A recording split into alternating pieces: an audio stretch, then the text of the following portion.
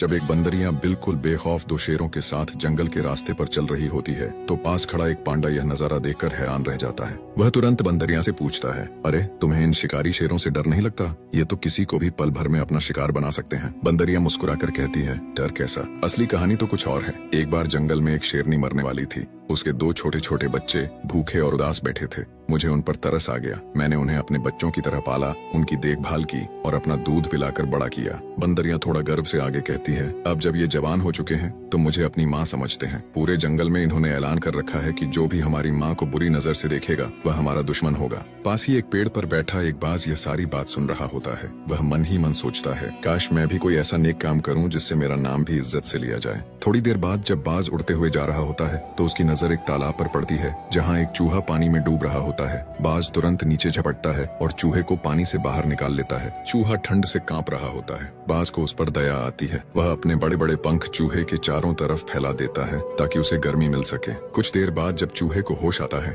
और उसमें ताकत लौट आती है तो वह अचानक बाज के पंख कुतरना शुरू कर देता है और कुछ ही पलों में उसके कई पंख काट देता है। फिर बिना धन्यवाद कहे वहाँ से भाग जाता है। थोड़ी देर बाद वही पांडा बाज को घायल हालत में देखता है और हैरानी से पूछता है, अरे ये क्या हुआ, तुम्हारे पंख कैसे कट गए? बाज उदासी से कहता है, मैंने बंदरियां की कहानी सुनकर सोचा था कि मैं भी किसी की मदद करूं, इसलिए तालाब में डूबते चूहे को बचाया। उसे होश में लाने के लिए अपने पंखों से उसे गर्मी देता रहा, लेकिन जैसे ही उसे होश आया उसने मेरे ही पंख काट दिए और भाग गया। पांडा हल्की सी मुस्कान के साथ कहता है, दोस्त अगर नेक काम ही करना था तो किसी शेर के बच्चे के साथ करते। हर किसी पर एहसान करना समझदारी नहीं होती। फिर पांडा धीरे से कहता है, एहसान उसी पर करो जो एहसान की कदर करना जानता हो।